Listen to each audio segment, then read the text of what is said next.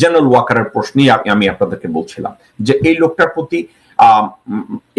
লোকটার প্রতি ভারত যেভাবে এখনো ভর করে আছে, এই লোকটার উপরে যেভাবে ভর করে বাংলাদেশটাকে এখনো রং ডিরেকশনে নেওয়া হচ্ছে, আমি দেখি না এই লোককে ওই পদে রেখে অথবা চুপ্পুর মতো লোককে ওই স্বপদে বহাল রেখে এবং আওয়ামী পন্থী লোকজনদেরকে তাদের নিজস্ব পদে বহাল রেখে বাংলাদেশে কি করে এই মুহূর্তে রিফর্ম করা যাবে, এটাই ডক্টর ইউনূসের জন্য অত্যন্ত দুরূহ ব্যাপার। নুরুল কবির ওনাকে যখন ইন্টারভিউ করেছে এই বিষয়টাকে উনি ডিফারেন্ট ওয়েতে অ্যাপ্রোচ করেছে, বলেছে যে আমাদের দেশের বর্তমান যে হালচাল, এই হালচালে উনি আমাদের লোকজনের রিয়েল চরিত্র যা, উনি বলেছে লোকজন আমার সামনে আসলে এক কথা বলে এবং আমার সামনে থেকে বেরিয়ে গেলে আর এক কথা বলে। জেনারেল ওয়াকার এমন একটা ভান করছে, হি ইজ এ ভার্জিন, এবং এই কথাগুলোকে বেশ কিছু লোকজন বিশ্বাসও করে। আপনাদের মনে আছে হাসিনাকে তারা বিশ্বাস করে, ও শেখ মুজিবের মেয়ে দেশটাকে স্বাধীন করেছে, সে আর কতটা খারাপ হবে। কিন্তু কতটা খারাপের ভিতরে এতটা খারাপ কি চিন্তা করে দেখেছেন? নিজের দেশের লোকজনদেরকে ভারতে পাঠিয়েছে গুম করে। এখন বিরক্তিকর কাহিনী কোনটা জানেন? আমার দেশের লোক সবচেয়ে সর্ববৃহৎ দল বিএনপি, সর্ববৃহৎ দল বিএনপি যেভাবে নির্বাচনের জন্য চাপ দিচ্ছে কোন প্রকার রিফর্ম ছাড়া, আওয়ামী লীগকে পুনর্বাসনের জন্য যেভাবে পায়তারা করছে, আমরা দেখতে পাচ্ছি জামাত ইসলামী আওয়ামী লীগকে পুনর্বাসন করার জন্য কাজে হাত দিয়েছে এবং সবাই একমত রিফর্মের দরকার নেই। দর্শকবৃন্দ, তাইলে আমাদের ভরসা কি? আমি বলেছিলাম প্রতিটা মুহূর্তে গণমত এবং জনমত আমাদের সবাইকে তৈরি করতে হবে। জনমত যদি আমরা ডক্টর ইউনূসের ক্ষেত্রে তৈরি করতে পারি, ডক্টর ইউনূস শক্তিশালী হবে। আর আমরা যদি জনমত তৈরি করতে ব্যর্থ হই, ডক্টর ইউনূস ব্যর্থ হবে, পুরো বাংলাদেশ অন্ধকারে ডুবে যাবে। আল্লাহ না করুন ডক্টর ইউনূসের যদি কিছু হয়, আপনারা মনে করেন না there is a second life who can come and take it over and keep Bangladesh running। কথাটা মাথায় রেখেন। একটা জনমত যদি আমরা তৈরি করতে ব্যর্থ হই, একটা জিনিস আমার কাছে অত্যন্ত খারাপ লাগে, এখন আমি বিএনপির রাজনীতিতে, জামাতের রাজনীতিতে এবং বাংলাদেশের কিছু রাজনীতিবিদদের কথাবার্তায় শুনতে পাচ্ছি তারা আওয়ামী লীগকে পুনর্বাসন করবে, তারা ভারতের সাথে একত্রে কাজ করবে। জামাতের নেতা যখন বলে, জামাতের নেতা ডক্টর শফিকুর রহমান এখন মুজিবের অবদান নিয়ে কথা বলে, আওয়ামী লীগের অবদান নিয়ে কথা বলে, ভারতের সাথে কাজ করবে একত্রে, এটা নিয়ে কথা বলে, আমরা কোন পৃথিবীতে বাস করবো? তাই না, আমরা কোথায় আছি? কোন পৃথিবীতে আছি? আমরা ভুলে গেছি 2 দিন আগের কথা। জামাতের লোকজনদেরকে মিটিং করতে দেওয়া হয় নাই, ওয়াজ মাহফিল করতে দেওয়া হয় নাই, জুমার নামাজ পড়তে দেওয়া হয় নাই। আমরা কি ভুলে গেছি? ইতিমধ্যে ভুলে গেছি। জামাতের নেতা এবং কর্মীরা এখন পোস্টিং দেয় যে কোথাকার বাংলাদেশিদের কাউকে ধরে পশ্চিম পাকিস্তানের মিলিটারিরা বাঘের খাঁচায় ঢুকায় দিছে। এ ধরনের আজগুবি কথা আপনারা শুনেছেন? দর্শকবৃন্দ, এই মুক্তিযুদ্ধ নিয়ে জামাত যখন কথা বলতে আসে, আমি অনেক সময় বলি আপনারা অদূরদর্শী। আমি আপনাদেরকে প্রায় বলি যে আপনারা অদূরদর্শী। কেন অদূরদর্শী? নিজেরাও লেখাপড়া করেন না, সঠিকভাবে লেখাপড়া করেনও নাই, এবং কাদের বই পড়তে হবে এটাও আপনারা জানেন না। আমরা বসে আছি 30 লক্ষ জীবনের বিনিময়ে বাংলাদেশ স্বাধীন হয়েছে, আমরা 30 লক্ষ নিয়ে। এই কথাটা কি আপনারা গত 2 দিন আগে শুনছেন শুধু ডালিমের মুখে? এই কথাটা আগে শুনেন নাই? হাওয়েভার, এটা অন্য সাবজেক্ট। আমি আগামী শনিবার দিন মেজর ডালিমের ইন্টারভিউ নিয়ে আমি কথা বলবো। আগামী শনিবার দিন বাংলাদেশ সময় রাত্র 11টায় আমি এটা নিয়ে কথা বলবো। কিন্তু তার আগে আমাদের বাংলাদেশি লোকজন, আমরা যারা অনলাইনে আছি এবং আপনারা ডানে বায়ে বাংলাদেশের মিডিয়া যারা কাজ করছেন এবং বাংলাদেশের জনগণ, আপনাদেরকে ঠান্ডা মাথায় আমি একটা কথা বলবো, ডক্টর ইউনূসের হাতকে শক্তিশালী করুন, জনমত গড়ে তুলুন। গণমত চারিদিকে যদি ছড়িয়ে যায়, ইনডিরেক্টলি ডক্টর ইউনূস বলেছে আপনারা যত চিল্লাবেন, আপনারা যত আওয়াজ করবেন, সরকারের চোখ হয়তো ততটা খুলবে।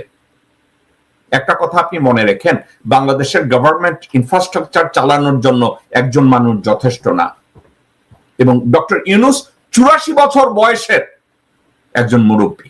এই বয়সে উনি দেশটাকে সঠিক উপায়ে চালানোর জন্য যতটুকু করছেন এবং করে যাচ্ছেন, প্রতিনিয়ত করবেন, আমি ওটাকে সমর্থন করি। ডক্টর ইউনূসের ভুল খোঁজার জন্য বহু লোকজন আছে, ডক্টর ইউনূসের ভুল আমার মতো একজন মানুষ নাই খুঁজলো। আপনারা একটা জিনিসে শুধু খেয়াল করে রেখেন, সামাজিক মিডিয়ায় যখন আপনারা যে কোনো একটা পোস্ট দেন এবং আপনারা এটা নিয়ে যখন প্রতিবেশীর সাথে আলাপ আলোচনা করেন, স্কুল কলেজে গিয়ে সহপাঠীদের সাথে আলোচনা করেন, আপনারা ইউনূস সাহেবের অবস্থানকে পাকাপোক্ত করেন।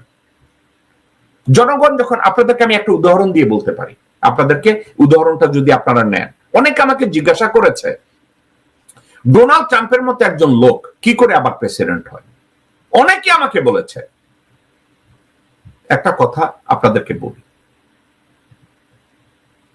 ঠান্ডা মাথায় ডোনাল্ড ট্রাম্প সাদাদের কাছ থেকে, সাদাদের দ্বারা নির্বাচিত হয়েছে, সাদাদের 90% উপরে ভোট ডোনাল্ড ট্রাম্প পেয়েছে। আমি ভুল বললাম, 90% না, আমার মনে হয় 71-72% ভোট ডোনাল্ড ট্রাম্প পেয়েছে। এখন আপনাদেরকে আমি ঠান্ডা মাথায় বলি, আমরা নিজেরা যদি বলি আমরা ইসলামিস্ট, অথবা আমরা যদি বলি আমরা মুসলমান, আমরা মুসলমানদের দেশে আমরা কতজন মুসলমানকে ভোট দিয়ে আমরা বিশ্বাস করি, শাসন ক্ষমতা দিয়ে আমরা বিশ্বাস করি। আমরা কি করি? আমরা কথায় কথায় বলি আমরা মুসলমান, ওয়ারাস বেইমানি কইরা হিন্দু ভারতের লোকজনের সাথে আমাদের দেশটাকে বিক্রি করে দিয়ে বসে থাকি। আমাদের দেশে একজন সুশাসক কি করে আসবে? আসার রাস্তা নাই তো। আমরা দাবি করি আমরা সত্যবাদী, আমরা দাবি করি আমরা শিক্ষিত, আমরা দাবি করি আমরা ইমানদার, আমরা দাবি করি আমরা মহান, কিন্তু কর্মের ক্ষেত্রে আমাদের চেয়ে জঘন্য দ্বিতীয় আর কেউ নাই। আর আমাদের রাজনীতিবিদরা, তারা তো সামাজিক পতিতা, স্রেফ সামাজিক বেশ্যা, এদের আর কোনো পরিচয় নাই। তুরির সাথে তার ভারতের কাছে বিক্রি হয়। আমাদের বুদ্ধিজীবী নামধারী আর এক বেশ্যা শ্রেণী ভারতের কাছে তুরি মেরে তাদেরকে নিয়ে যায়। একটা কথা আমাকে বলেছে, আমি এই কথা আজকের না, আমার টেলিভিশন টক শো আমি শুরু করি 1994 সাল থেকে, আমি সেই থেকে বলে আসছি, কন্টিনিউয়াসলি বলে আসছি, বাংলাদেশের বুদ্ধিজীবীদের পাকিস্তানিরা খুন করে নাই, বাংলাদেশের বুদ্ধিজীবীদের খুন করেছে ভারতীয়রা। 1994 সালের আইটিভি ইন্টারভিউ থেকে কন্টিনিউয়াসলি, ফেসবুক তৈরি হওয়ার পরে কন্টিনিউয়াসলি আমি প্রিচিং করছি। এটা কি স্রেফ আমি একা জানি? না, এটা বাংলাদেশের অনেকেই জানে যারা লেখাপড়া করেছে। কিন্তু এটাকে বাজারে এনে লোকজনের সামনে চক্ষুতে আঙ্গুল দিয়ে ঢুকিয়ে তাদেরকে বলা হয়েছে যে বাংলাদেশের বুদ্ধিজীবীদের পাকিস্তান খুন করে নাই। গত 2-3 দিন আগে ডালিমের কথা শুনে আপনারা মনে হলো যে জীবনে প্রথম শুনেছেন যে বাংলাদেশের বুদ্ধিজীবীদের পাকিস্তান মারে নাই। আমি জানি না আপনারা কোন পৃথিবীতে বাস করেন। দর্শকবৃন্দ, আমি আজকের লাইভটাকে আর বাড়াবো না, আমি শুধু একটা কথা বলার জন্য এসেছি। ওয়াকারকে, চুপ্পুকে এবং ভারতীয় দোসরদেরকে ক্ষমতায় রেখে, যথাস্থানে রেখে বাংলাদেশের যেই রিফর্ম করার চেষ্টা ডক্টর মোহাম্মদ ইউনূস করছেন, এটা অত্যন্ত দুরূহ। আমরা যদি সবাই তার পিছনে দাঁড়াতে ব্যর্থ হই, তাইলে ডক্টর ইউনূস ব্যর্থ হবে, আর ডক্টর ইউনূস যদি ব্যর্থ হয় বাংলাদেশ ব্যর্থ হবে, বাংলাদেশ যদি ব্যর্থ হয় আমরা সবাই ব্যর্থ হব। এদেরকে ক্ষমতায় রেখে হবে না। আমি সমন্বয়ক যারা আছে, ছাত্র এবং গার্ডিয়ান এবং জনগণ, আমি আপনাদের সবার দিকে তাকিয়ে বলছি, আপনারা কেন যেন স্থবির হয়ে যাচ্ছেন, কেন যেন মনে হচ্ছে আপনারা বাইরে যাচ্ছেন না, কেন যেন মনে হচ্ছে আপনারা ঝিমিয়ে পড়েছেন। এটা ঝিমিয়ে পড়ার সময় না, এটা অন্ধ হয়ে আরেক দিকে তাকানোর সময় না। বাংলাদেশের রাজনীতিবিদরা আপনাদের দেশের মুক্তি এনে দেবে না। আমি আপনাদেরকে ঠান্ডা মাথায় বলে দেই, আমি বিএনপির লোকজনদেরকে গালিগালাজ করি। আমি বলেছি যে বিএনপির অনেক নেতারা ভারতের পাচাটে, এবং এখানে সমস্যা একটা জায়গায়, অনেক নেতা বলতে 8-9 জন, এবং এই 8-9 জন কোন জুনিয়র নেতা না, এরা অনেক সিনিয়র নেতা। তো আপনারা কেউ যদি চিন্তা করে থাকেন ভারতের বলয় থেকে, গ্রাস থেকে বাংলাদেশকে মুক্ত করে আনবে বিএনপি, আমি তা দেখি না। কারণ আজ পর্যন্ত বিএনপির চেয়ারপারসনের কাছ থেকে, ভারপ্রাপ্ত চেয়ারম্যানের কাছ থেকে আমি কখনো শুনি নাই বিএনপির ভারত নীতি কি হবে। আমি একবারের জন্য শুনি নাই ভারতের সাথে তাদের বাণিজ্য চুক্তির কি হবে, বাংলাদেশের আইন জুডিশিয়ারি তাদের আন্ডারে কিভাবে চলবে, তাদের কোনো আইডিয়ার কথা শুনি নাই। আমরা শুধু এইটাই শুনেছি, জিয়া রহমান স্বাধীনতা ঘোষণা করেছে, জিয়ার স্বপ্ন বাস্তবায়ন করব। জিয়ার স্বপ্ন ছিল 77, 78, 79, 80, এখন 2025। এই 2025-এ জিয়া রহমান সাহেব জীবিত ছিলেন না, ওনার কোনো স্বপ্ন এখন নাই। উনি যেই স্বপ্ন দেখেছেন ওনার অ্যাসাসিনেশনের আগে, ওই স্বপ্ন এই যুগে উনি বেঁচে থাকলেও এখন ওনার স্বপ্ন বাস্তবায়ন হতো না, একটা কারণে, কারণ সময় পাল্টেছে এবং আপনারা জিয়া রহমান সাহেবের রাজনীতি করেন না।